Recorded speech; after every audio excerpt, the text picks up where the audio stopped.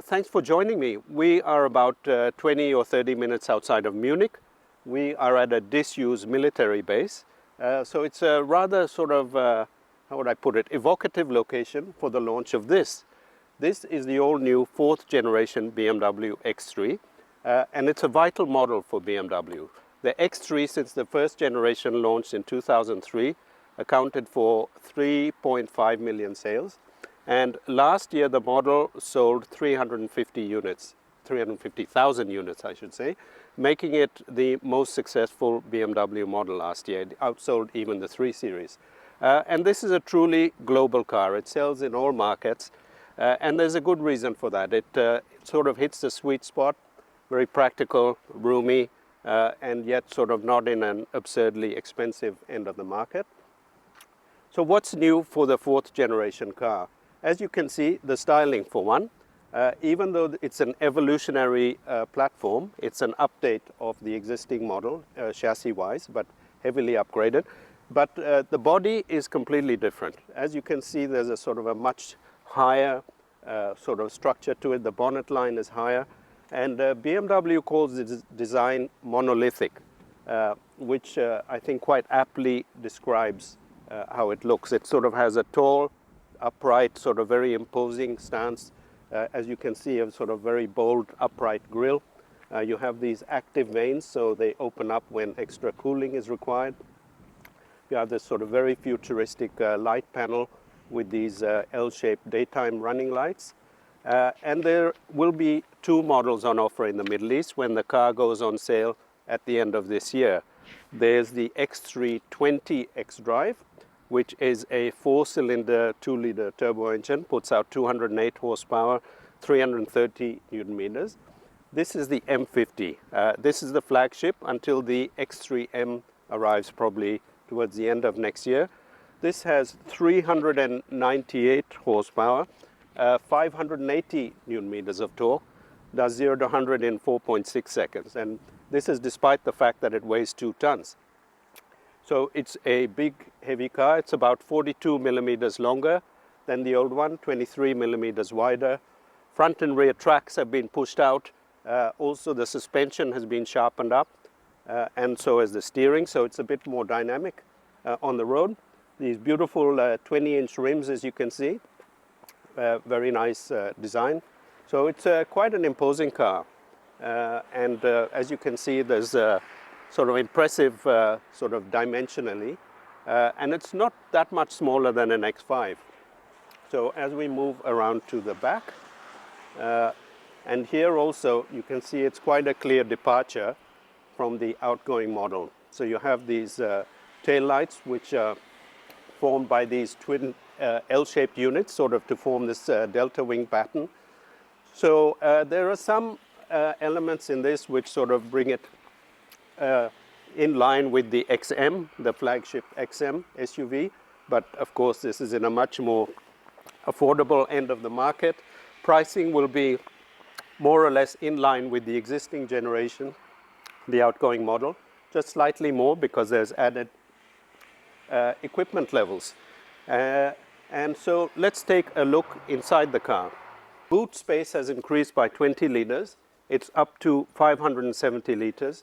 And of course you have the split fold seats as before. So if you have, for example, large furniture items like from IKEA or something, or a mountain bike, just fold those down.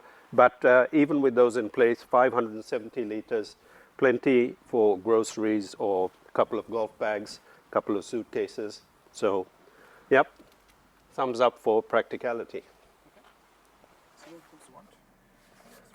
So, inside, this is a state-of-the-art interior. New for this generation of X3 is this curved dash display, which houses both the instrument cluster excuse me, and the infotainment unit, which is generally speaking quite intuitive. You can sort of toggle through the various menus for all the different settings, all generally quite intuitive. You also have this iDrive controller, which makes a return to the X3, and then a few physical knobs and buttons you have for volume, which I do like. I like to be able to adjust the volume without having to go through the screen. And also these vent controls, which are quite nice. You can adjust up and down. And then you have this interaction bar also to adjust the vents and so forth. The upholstery material, this is a leather-free interior.